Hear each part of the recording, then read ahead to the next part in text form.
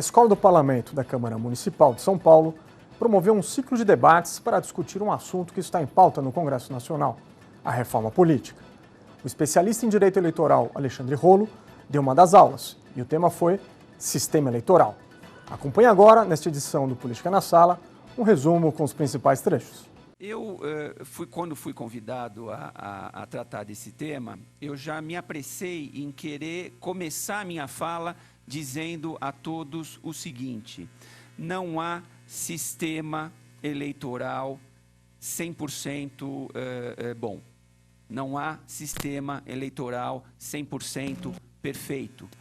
Todo e qualquer sistema eleitoral que nós viermos a adotar aqui no Brasil, nós teremos pontos positivos e pontos negativos. Então, não existe a possibilidade do Brasil querer achar e encontrar um sistema perfeito, porque vai ser impossível nós encontrarmos um sistema perfeito. Então, qual deveria ser ou qual será o objetivo da Câmara dos Deputados, do Senado Federal, do Congresso Nacional? Buscar, dentre aqueles sistemas possíveis, aquele que seja o melhor possível para o Brasil, cientes todos aqui que nós vamos ter, sim, pontos positivos e pontos negativos.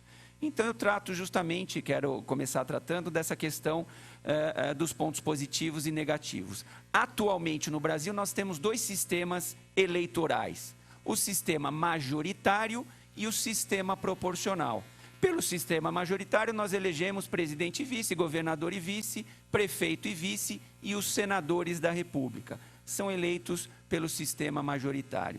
E os demais cargos são eleitos pelo sistema proporcional. Então, é vereador, deputado estadual, deputado distrital e deputado federal pelo sistema proporcional. Sendo que o nosso sistema proporcional atual é aquele de listas abertas. Ou seja, cada agremiação partidária lança um número X de candidatos, que a lei eleitoral prevê qual é esse número, não é um número aleatório, é 150% do número de cadeiras em disputa, se o partido estiver disputando isoladamente, e o dobro de cadeiras em disputa se houver coligação para lançar candidatos naquela determinada eleição. Então, cada partido, cada coligação lança um número X de candidatos e o eleitor vota no candidato de sua preferência. Bom, falando então de vantagens do sistema majoritário, eu vou fazer de forma bem rápida, bem dinâmica, para a gente poder ouvir todos os convidados. Então, primeira vantagem que eu destacaria do sistema majoritário é a sua simplicidade. O eleitor consegue entender como é que funciona o sistema majoritário, que pode ser por maioria simples ou por maioria absoluta. Por maioria simples é o sistema majoritário que se decide em apenas um turno de votação. E por maioria absoluta é aquele que comporta, eventualmente, 2 turnos de votação, e aí é eleito o mais votado num segundo turno de votação. Então, a simplicidade é o primeiro ponto positivo do sistema majoritário. Segundo ponto positivo, a capacidade que o sistema majoritário tem de gerar maiorias estáveis para proporcionarem uma maior governabilidade. Então, teoricamente, como foi eleito o mais votado, ele vai conseguir ter a maioria e isso vai proporcionar a ele uma maior governabilidade. Outra vantagem que eu destacaria do sistema majoritário, de maioria absoluta, aquele que é desenvolvido em 2 turnos, a bipolarização partidária. Então, para o segundo turno, vão os 2 candidatos mais votados no primeiro turno, e com isso nós temos essa bipolarização partidária, como nós vimos, por exemplo, na eleição do ano passado, de 2014, na eleição presidencial. Nós tivemos os 2 candidatos mais votados, um do PT e um do PSDB, que foram para o segundo turno, e essa bipolarização permite uma melhor definição dos papéis dos partidos políticos. Então, o partido que ganha, que elege seu candidato, é situação, e aquele partido que perde e, portanto, não elege o seu candidato é oposição. Isso é de fácil compreensão ao eleitor. Outra vantagem do sistema majoritário, a personalização e proximidade com os eleitores. O eleitor, basicamente, no sistema majoritário, ele não vota num partido, ele vota num candidato, naquele nome que ele acha o melhor para aquela determinada eleição, ou presidencial, ou para governador, ou para prefeito, muitas vezes, independentemente do partido. Olha, eu gosto do fulano de tal, eu gosto do candidato A. pouco importa, num primeiro momento, a que partido está ligado a esse candidato. Então, é uma maior proximidade e personalização entre o eleitor e o candidato eleito, principalmente se nós falarmos de eleição para prefeito, onde a circunscrição eleitoral é menor, é o município. Mas ele tem, esse sistema, só vantagens? Não, ele tem desvantagens também. Quais são essas desvantagens do sistema majoritário? Primeira, privilegia a figura do candidato, que eu acabei de falar que seria uma vantagem, mas isso também pode ser visto como desvantagem, porque você, ao privilegiar a figura personalista do candidato, você enfraquece a figura do partido político. E isso, portanto, pode ser, por um lado, vantagem, mas também pode ser destacada como desvantagem. Fortalece a figura personalista do candidato e, com isso, acaba enfraquecendo os partidos políticos. Desvantagem do sistema majoritário de maioria simples. Então, por exemplo, em cidades com menos de 200 mil eleitores, nós temos apenas a possibilidade de um turno de votação, não há possibilidade de 2 turnos. E, com isso, nós temos a condição, nesse sistema majoritário de maioria simples, da eleição de um candidato que não represente a maioria dos eleitores. Eu vou dar um exemplo numérico para vocês. Imaginem um município com 50 eleitores. Para facilitar a conta, me permitam, eu sou advogado, não gosto de matemática, então, se nós falarmos em 50 eleitores, fica mais fácil da gente entender. Então, 50 eleitores. O candidato A se elege com 12 votos. Aí nós temos o candidato B com 10 votos, o candidato C com 9 votos, o candidato D com 8 votos, outro com 6 votos e outro com 5 votos. Se nós somarmos todos esses votos, dá 50 votos. Quem se elegeu? O mais votado. Que se elegeu com quantos votos? Com 12 votos. Ou seja, o prefeito eleito nessas condições, ele se elegeu com apenas 12 votos de 50 possíveis. Ou seja, 38 eleitores não votaram naquele candidato que se elegeu. 38 eleitores votaram em outros candidatos que não o vencedor. Então, isso é um ponto negativo, uma desvantagem desse sistema majoritário. Outro ponto de desvantagem, de problemático no sistema majoritário, a decepção de grande parcela do eleitorado. Passando para o sistema proporcional em listas abertas, que é o nosso atual sistema eleitoral. Primeiro ponto de vantagem, o aproveitamento do voto. E eu abro um parênteses aqui, só para dizer para quem não sabe, eu tenho certeza que a maioria sabe, mas para quem eventualmente não sabe, como é que funciona o sistema proporcional? Por que o nome é sistema proporcional? Porque cada partido ou coligação elegerá um número de deputados, de deputados estaduais, federais ou vereadores, proporcional à sua votação.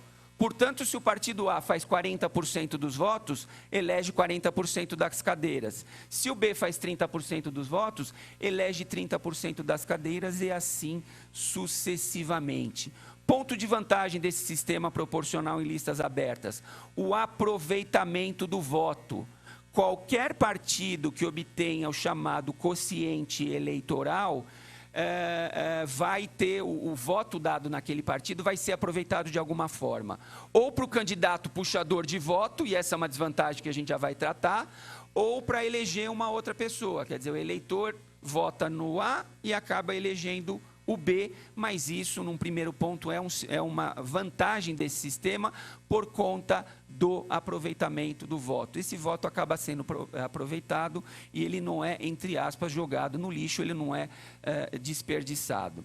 Desvantagens do atual sistema proporcional: diluição das responsabilidades políticas.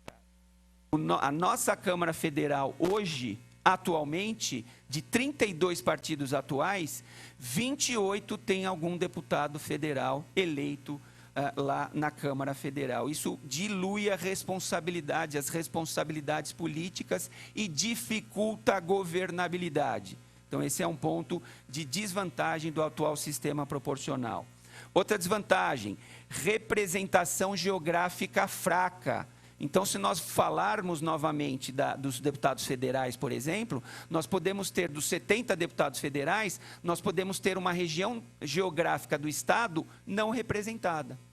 Então, nós podemos ter, isso é perfeitamente possível. Diferente do distrital puro, por exemplo. Se nós adotarmos o sistema distrital puro, nós dividiríamos o Estado de São Paulo em 70 distritos e cada distrito elege o seu candidato. Nós teríamos representação em todos os distritos, coisa que não acontece no sistema proporcional em listas abertas. Outra desvantagem do nosso sistema atual, a complexidade. Ele é de difícil compreensão pelo eleitor. O eleitor não consegue entender por que um candidato com 100 mil votos não se elegeu e um outro candidato com 2 mil votos se elegeu. Isso se dá por conta daqueles cálculos de quociente eleitoral, quociente partidário, e isso se dá por conta da importância do voto do partido e não do candidato propriamente dito. Por isso que eu falo e repito, quanto maior a votação do partido, maior a quantidade de cadeiras esse partido elegerá. Outra desvantagem do nosso sistema atual, a distância entre os eleitores e os candidatos ocasionada em razão das grandes circunscrições, que é algo que se mantém no distritão. Outra desvantagem do sistema atual, que se repete com o distritão, encarecimento das campanhas eleitorais, abuso do poder econômico. Outro problema atual, mas que se resolve na proposta de emenda constitucional que está em votação na Câmara dos Deputados. O que eu chamo de coligação com cobra com lagarto.